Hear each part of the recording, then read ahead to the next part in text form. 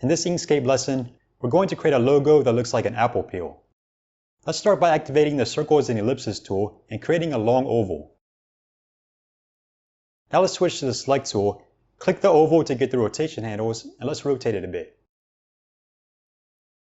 Okay, now let's duplicate this with Ctrl D, flip it horizontally with this button, and move it over here while holding the Control key. Now let's select both of these objects and turn them into a single path by going to Path, Union. Now we can switch to the Node tool, and let's select this cusp node here. We want to turn this into a smooth node, which we can do by clicking this button in the controls bar. And let's move this node up here. Let's also turn this bottom center cusp node into a smooth node. And let's select all of these nodes down here, hold Control, and move them down a bit. Okay, now we have an apple shape. We're actually going to be deleting this path eventually, as it's just going to be kind of like a helper path. So let's turn it black, and let's make the opacity around 50%. Now let's switch to the pen tool and create the peel shapes.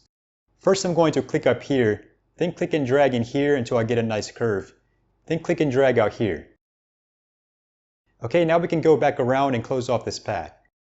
Next, let's switch to the select tool, select the apple path, duplicate it with Ctrl D, shift click the path we created with the pen tool, and go to Path Intersection.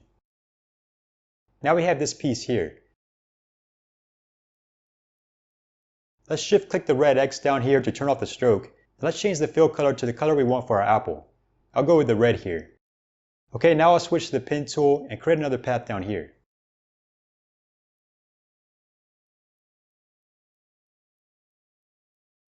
And this time we want to bring it back through here and give it some curves, then close it off.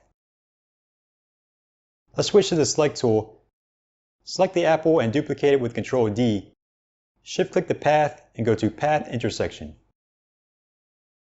Now let's turn off the stroke and give it the same fill as the other piece.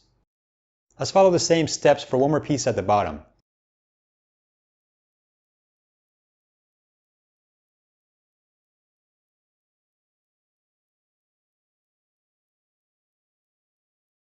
We won't be needing the apple path anymore after this one, so instead of duplicating it, we can just bring it to the top with this button, then shift click the other path and do an intersection.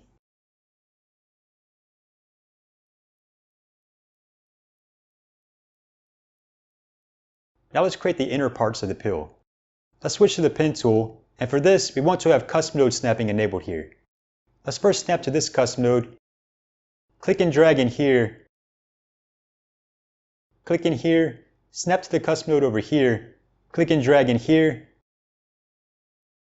then bring it around and close it off. Now let's turn off the stroke, and I'll give this a light orange feel, like the inside of an apple.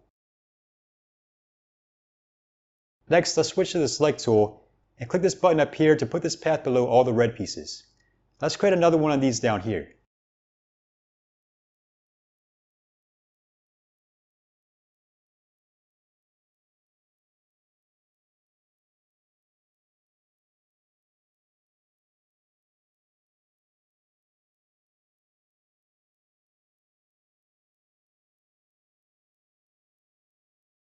Okay, cool.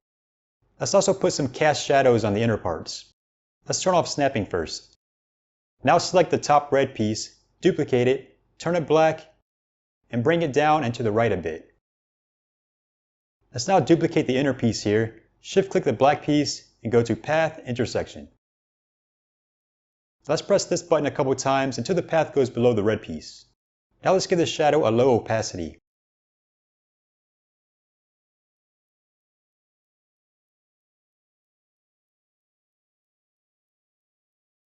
I think 15% looks pretty good. Let's do the same thing with the middle piece. Duplicate it, turn it black, and move it down and to the right. And we might need to zoom in a bit by holding Control and scrolling up the mouse wheel. Now let's duplicate the inner piece, select both, do an intersection, move it below the red piece, and set the opacity to the same as the other shadow. Alright, and if we want, we can also create a stem and leaves up here. To pan, I'm holding down the mouse wheel and moving the mouse. To create the stem, I'll switch to the pen tool and create a shape up here.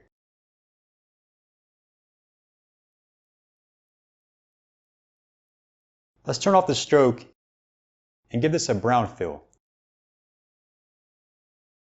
Now we can switch to the node tool and play around with the curves of the segments.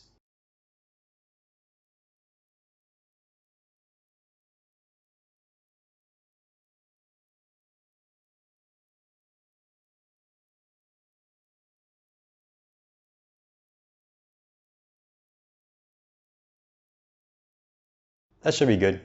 To create a leaf, let's switch to the circles and ellipses tool and create a circle by holding Ctrl as we drag.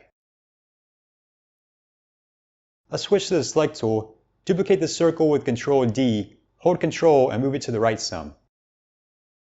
Now we want just this middle part here, so we can select both circles and go to Path Intersection. Let's put this at 100% opacity,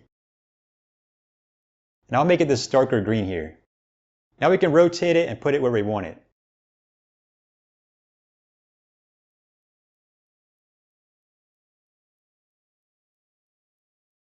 And I'll put another one on the other side.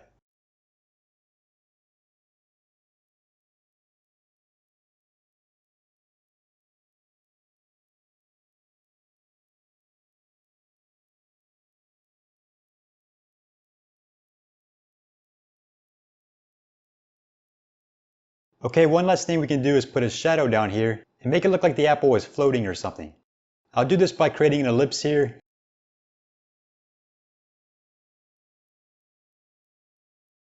and turning it black. Now we want to open the Fill and Stroke dialog by clicking this button in the Commands bar. Then in the Fill tab, let's click this button to give it a radial gradient.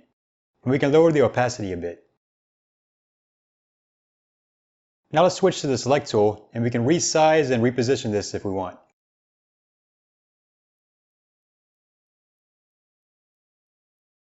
Let's now select all of the apple objects, group them with Ctrl G, shift click the shadow object, click this button to open the Align and Distribute dialog, then click this button to center these vertically. Okay, and that should do it. I hope you enjoyed the lesson, and I will see you in the next one.